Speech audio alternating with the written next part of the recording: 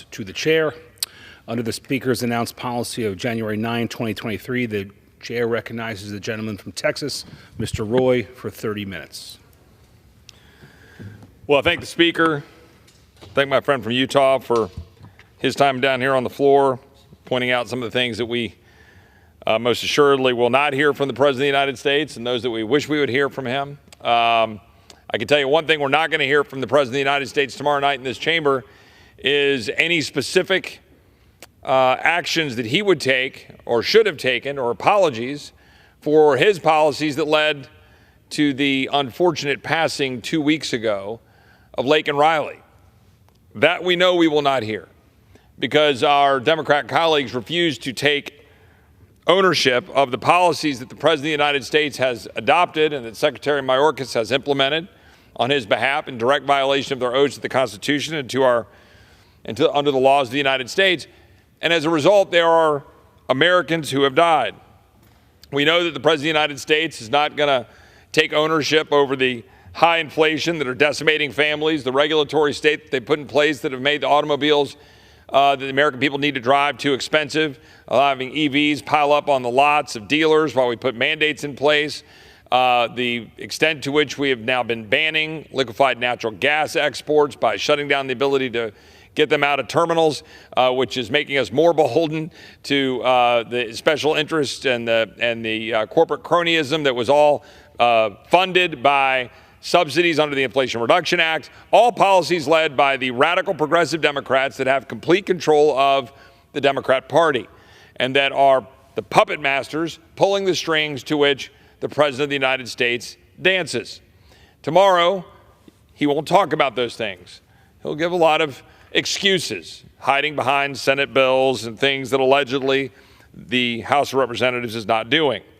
But I think it's really important today. I need to say something that as a Texan, today is Alamo Day, the day that marks the end of the 13 days of the besiegement and fighting and the final sacrifice of almost 200 brave men in the name of freedom in the Alamo. Now, I'm proud to represent San Antonio. The Alamo means a lot to those of us in Central Texas, and particularly in and around San Antonio. But I think it's really important to note what that meant. I asked a year ago today when I spoke on this issue, or on this commemoration, I should say, what did they declare independence for? What did Travis and the rest of the Alamo, the men at the Alamo, sacrifice for?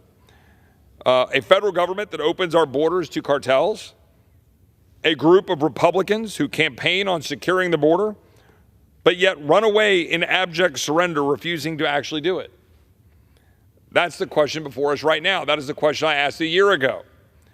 I might remind everybody the letter from William Barrett Travis, commander at the Alamo, February 24th, 1836. Fellow citizens and compatriots, I am besieged by 1,000 or more of the Mexicans under Santa Anna. I have sustained a continual bombardment and cannonade for 24 hours and have not lost a man. The enemy has demanded a surrender at discretion. Otherwise, the garrison are to be put to the sword. If the fort is taken, I have answered the demand with a cannon shot, and our flag still waves proudly from the walls. I shall never surrender or retreat. Then I call on you in the name of liberty, of patriotism, and everything dear to the American character to come to our aid with all dispatch. The enemy is receiving reinforcements daily and will no doubt increase to 3,000 or 4,000 in 4 or 5 days. If this call is neglected, I am determined to sustain myself as long as possible and die like a soldier who never forgets what is due to his own honor and that of his country. Victory or death. William Barrett Travis, Lieutenant Colonel, Commandant. Now that was nearly 200 men standing on the wall at the Alamo, knowing almost certain death is what they faced. And it's notable that on this date, today, 188 years ago, William Barrett Travis, who wrote that letter, died. Davy Crockett, fairly well known in the history of our country, served in this chamber, although not in this building, but back behind us in the original House chamber. Davy Crockett, a member of Congress from the state of Tennessee, who, like a number of Tennesseans, came to the aid of Texas at the Alamo.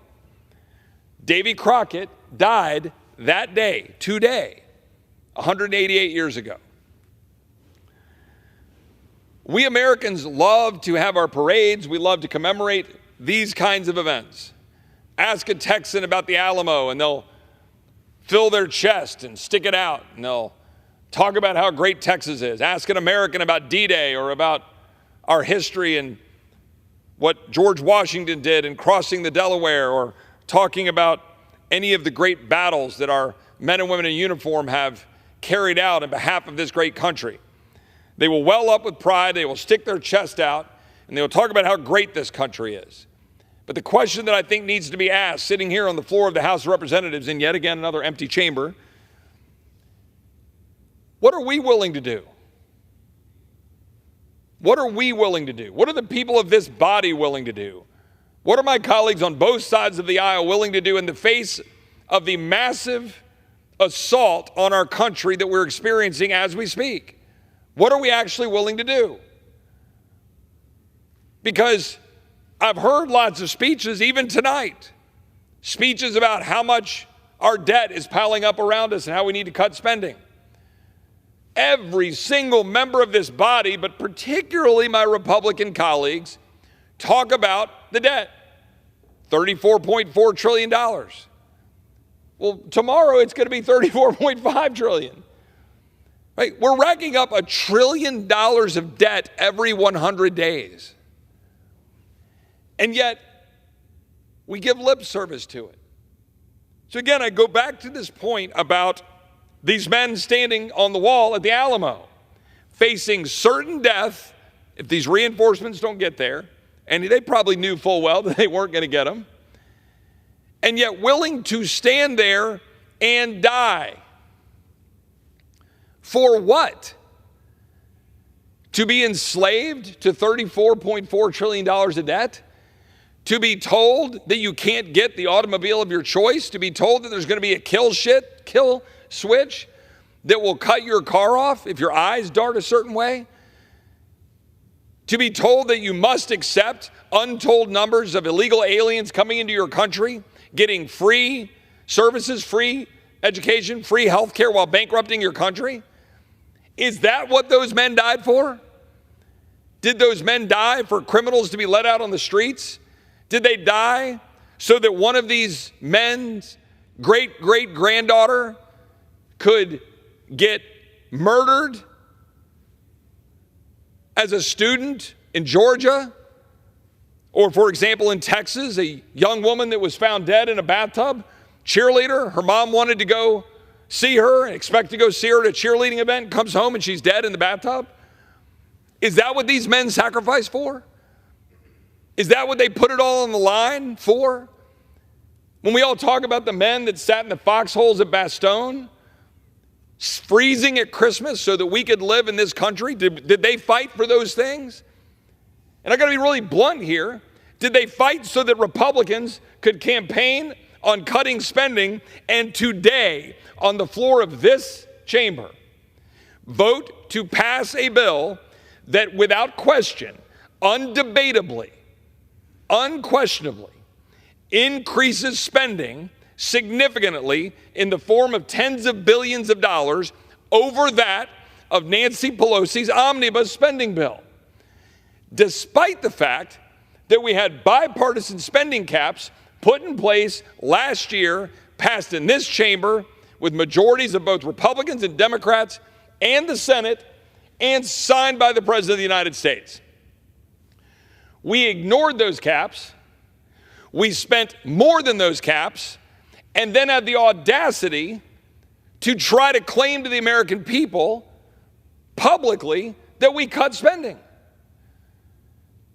This is what the American people are sick of. Now, let me be perfectly clear standing here. My colleagues on the other side of the aisle are, in fact, radical progressive Democrats, period. They are pushing policies, along with the President of the United States, that is flooding this country with people from all over the world into Texas, into Arizona, into California, stacking our schools, stacking our jails, overwhelming our system, giving out benefits, paying money, all so that people like Mark Elias can challenge in court to stop Arizona having a law to say that only citizens can vote. Now, why might that be? It's purposeful. It is happening every second, even as we pile up debt around our ears to the tune of $34.4 trillion and counting. $1 trillion of interest in 2026. More interest than our defense this year. It's astounding. And my colleagues on this side of the aisle and that side of the aisle will hide behind either, for my radical progressive Democratic colleagues, they will hide behind taxes. They will say, oh, we've had too many tax cuts, even though 2 years ago we had more revenue to the Treasury than we've ever had. My colleagues on this side of the aisle will hide behind mandatory spending. They will say, no, scratch their beard, right? Beard stroking. And they look at you and they say, oh, but Chip, you're getting hung up on 17% of the budget. Can't you do math? Really? Like they look at you like somehow you're insane because you're focused on the discretionary budget sitting in front of you, that you think maybe, just maybe, we should take the discretionary budget that we have total control of every year and demonstrate an ounce of actual responsibility and fiscal sanity by saying maybe, just maybe, we shouldn't give $12.5 billion to the United Nations. Let me just throw that out there. $12.5 billion to the United Nations to undermine our country, to work with NGOs to move people into the United States purposely. That's what the United Nations is doing. To work with Hamas to attack Israel. We funded it. We did that. And they want to say, oh, well, who cares about that? Well, what about the $12.7 billion in earmarks that we passed today on the floor of the House, filled with all sorts of pet projects so our colleagues can go back home and say, look what I brought home to you? Why do I pick those two numbers? Why do I pick those two things? $12.5 billion to the United Nations, $12.7 billion in earmarks passed here, massive numbers to both Democrats and Republicans.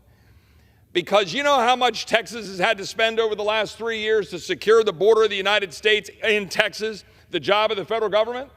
$12.5 billion. Do you know how much Texas has been paid back? Not a red cent. And all I can tell you is those boys that stood at that wall at the Alamo didn't do it for that.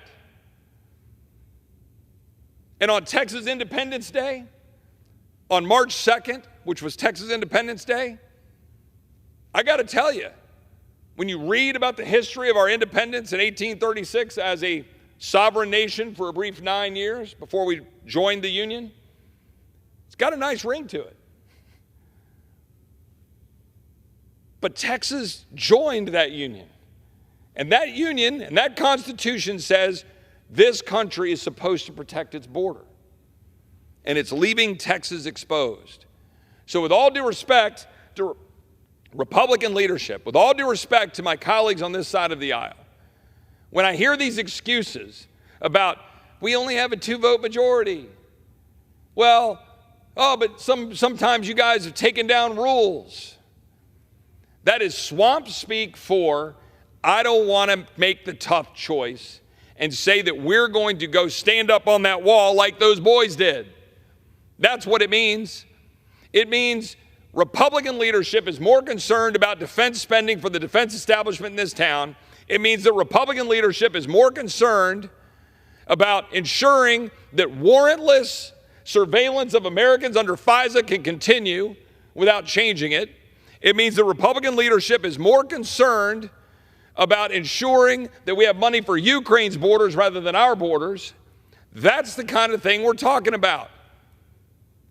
Heading into the State of the Union tomorrow with the President of the United States in charge of a party of progressive, radical Democrats who want to remake our country, leave our borders open, and spend us into oblivion and conduct endless wars and remake us with radical woke policies and DEI and all the things that are destroying our country and dividing us up by race. I want a Republican Party that is shoving it right back down and saying, you know what? We're going to pass a bill that funds this government at the caps we passed last year. We're going to send it over to the Senate. We're going to send it over with H.R. 2 that will secure the border of the United States. And we're going to go around this country and we're going to sell it to every single American. That like these boys on the wall at the Alamo, we're fighting for them. That like those boys sitting in the foxholes in Bastogne or walking into a wall of bullets in Normandy, we're fighting for them. Instead of what always happens in this chamber is that we find members of Congress fighting for themselves. Earmarks, political patronage and power. When are we going to lay it all on the line for the people that we came here to represent? That's my question. I didn't wear the uniform. I represent a hell of a lot of people who do and did. And it's an honor to do so. And I feel like I owe every last ounce of devotion to this country and this Constitution and to them to lay it all out on the field here. So when my colleagues say, why are you so pointed or so emotional about a particular topic, or why are you down here animated? It's because of all of those people that sacrificed. It's those 400,000 tombstones on the other side of the Potomac River, many of whom gave the last full measure of devotion so that we could live free. And I got to tell you, we have an obligation to fight for this country. And I will call out President Biden and my radical Democratic colleagues for all they're doing to destroy this country. And I will work to do my best to make sure we have a Republican majority, because my Republican colleagues want to preserve and fight for this country. I know it.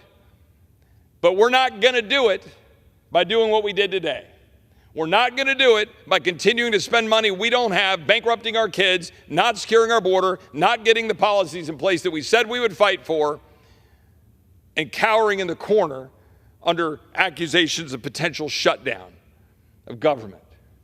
Can you imagine? The boys standing on the walls of the Alamo, it's like, oh my gosh, you know what they're going to do? They're going to tweet something mean about you and say, oh my gosh, you're going to shut down the government. These guys are saying they're going to respond with a cannon shot, with an army of 1,000 coming at them in San Antonio. Or all those boys jumping out in the stormy waters in Normandy, going up cliffs, climbing and scaling the cliffs, so that your prize at that point is to try to march to Berlin. Again, I did not wear the uniform. I have many colleagues who did. One of the colleagues and one of the men for whom I have such enormous respect for his service to this country and his service as a member of Congress, but in particular wearing the uniform of our United States military, is my friend from Pennsylvania, Scott Perry, and I would yield to him. Well, I thank my good friend from Texas, and I had the honor to visit the Alamo just about a month ago when I went to the border. Again, went to the border, and I wonder about William Barrett Travis. And I got to tell you, when you're standing there, where you're reading that, and you know that you're standing on the ground where giants stood, where things in the world meant something and were worth fighting for. It's invigorating and it's inspiring to you to do your part. But I wonder, would William Barrett Travis and the folks that lost their lives, the guys that lost their lives defending America at the Alamo, and Davy Crockett, would they do it for $20 million for a state route in Alabama? How about a $4.1 million for a bike path in San Diego, or $6.4 million for a greenway trail in Chattanooga, or $1 million for an electric vehicle car share for public housing residents, or for $5 million for a Newport, Rhode Island walking path? And I'm sure that all those are very important things to the people that live in those communities. I believe that. The question is, why is the federal government paying for them when the federal government doesn't have any money? In December to January, we went over $34 trillion, and by May we'll be at $35 trillion. Did the folks at the Alamo, including William Barrett Travis, risk his life and ultimately give his life to watch his country be swallowed up in debt. And to that end, I mean, the invasion coming from south of the border, we didn't stop in this bill that was just passed using taxpayer dollars to represent illegal aliens, to get their attorneys, to get attorneys for them. They've come illegally, and the people that gave their lives at the Alamo, I guess we would have asked them, hey, you don't mind paying with your life so that we can represent the people that are attacking you right now. You wouldn't mind that, would you? I bet they would mind. I mean, I got to tell you, my good friend from Texas talked about the folks at Bastogne. Yeah. And I served in the 28th Infantry Division who held Bastogne, under-equipped, undermanned, surrounded by the Germans, taking the losses, taking the unbelievable losses, being told, hold the line. You stay here and you hold the Germans off until Patton gets here. Everybody remembers Patton came and saved the Bulge and all that stuff. Nobody cares about all those guys in the 28th Division that lost their lives fighting for the ideal of the greatest country on the planet. The greatest country on the planet where we just agreed to fund firearm registries so that we can take rights away from Americans, where we agreed to fund vaccine mandates at the Veterans Administration. I don't think they fought for that. I don't think they fought so that we could have another report about China buying up farmland and sensitive land around military installations. We didn't stop them from doing it, but we're sure going to have a report, so that's awesome. How about this? They fought, lost their lives so that we can continue to fund the Wuhan Institute of Virology. Yep. And we also continue to fund sanctuary cities. It is breathtaking to me what's happening in this chamber. The individuals that founded this nation, that pledged their lives, their fortunes, and their sacred honor, they meant it. They knew how serious it was. Pledged their lives, Mr. Roy from Texas, pledged their lives. And we can't even honor their sacrifice. We can't even honor their sacrifice by saying, we're going to hold the line here. We're going to hold the line here and do what we said we were going to do last May. Right. Like literally a year ago. Yeah. And I just might add, on this chart, the gentleman refers to House Republicans last year when we were trying to restore regular order, and conservatives were working hard to do that, and conservatives voted for a debt ceiling increase, even though we said we wouldn't and we shouldn't. We did. We voted for appropriations bills, even though the caps were not honored.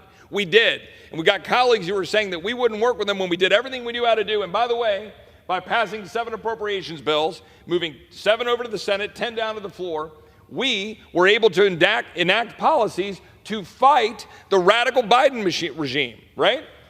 We defunded sanctuary cities refusing to report criminal illegals. We did that. This bill doesn't.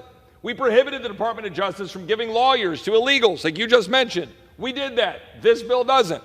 We prohibited the Department of Justice from fast-tracking asylum. We did that. This bill doesn't. We defunded Biden's electric vehicle mandate, anti-power plant rules, and climate executive orders that are killing our economy. We did that. This bill doesn't. We defunded ATF's pistol race ban to save and protect Second Amendment rights. This bill doesn't. Broadly defunded critical race theory and DEI executive orders. This bill doesn't. We prohibited the FBI from using old construction funds for a new headquarters here. This bill doesn't. Prohibited the Department of Justice from censoring lawful speech. Required the Department of Justice to create a better process for politically sensitive investigations. Defunded DOJ staff refusing to comply with subpoenas. More and more, we defunded the COVID vaccine mandates. We ended Biden's WOTUS rule. We prohibited pride flags from flying over federal buildings. We prohibited funds for the Wuhan lab. We did all of these things. This bill did none of those. And yet, and busted the caps. And yet, we'll have colleagues starting today, starting just moments ago on both sides of the aisle that will tell you, we can't afford this government. It's spending too much. Right. Our citizens can't afford their groceries. They can't afford housing. They can't afford their credit card bills. How did it happen? It happened in here a couple hours ago. It happened right here when all but 83 Republicans voted for it. I think 132 Republicans voted for it. On the Democratic side of the aisle, I think it was 207 to 2 voted to continue to spend at higher levels, racking up more debt and more interest on our children and grandchildren. Did Davy Crockett and William Barrett Travis, not that they had them back then, but if they had, did they lose their lives so that a federal government could tell them, you must buy this car, you cannot buy this gas stove? You will power your home this way, or maybe you won't power it at all because we're going to shut off the generation that America invented, right? Is that what they died for? These people and the battling bastards of Bastogne died because they wanted us to be free. They wanted the privilege and the honor to run their own lives, to make decisions for themselves. They didn't want a government that decided everything for them, but a government that laid out the framework where each one of them could determine their destiny. And now we just voted for the government to determine the destiny right here and in so many other places. And it is our duty, Mr. Roy, from Texas, and the duty of every representative that takes the oath to fight to ensure that the rights to determine your destiny reside with the individual and not an overbearing, out-of-control federal government. And today, we failed at that mission. Those gentlemen at the Alamo who gave their last full measure of devotion did it for an idea. Remember what they were doing, right? They were seeking separation from the federal government of Mexico and ultimately did so, right? A few weeks later, the Battle of San Jacinto, Texas wins. Texas becomes free, becomes its own nation, and they're living freely. They were throwing off the shackles of a burdensome federal government. By the way, far less burdensome than this one, and then joined a union, the United States of America, under the idea that we would be amenable, America would be amenable to Texas joining the union to be free, right? To live free in a Republican form of government, in a federalist system, where the people of Texas could live free under a limited government of enumerated powers that wasn't indebting its children and grandchildren into oblivion. But that's what we did. In addition to all of those policies that we punted to the ground, Republicans in this body just voted to support a shattering $1.66 trillion bill, forsaking every other option we spent a year exploring. We punted here. We had caps in place that would have spent right there. But we punted. Republicans punted in favor of that because it was the easy path in an election year. And that's what our children inherit. That's not why they joined the union. That's not why Texas fought at the Alamo to be free from Mexico and to join the union. They fought so that we could live free.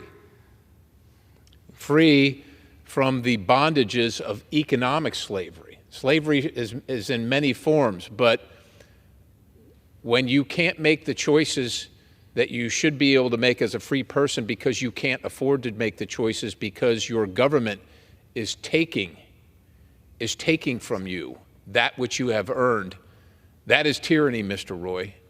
That is tyranny. And with all due respect to my many colleagues on both sides of the aisle, we have one set of members that are seeking the fundamental transformation of America, which used to look like a free country, and we have another side that is doing nothing to stop it. Well, I appreciate my friend for joining me. We came here tonight to celebrate what those men sacrificed for the state of Texas, but for our country, and the men like them and the women like them over our history. I hope we will do better. We owe it to the American people to do better. And with that, I yield back. Does the gentleman have a motion to adjourn? Move to adjourn.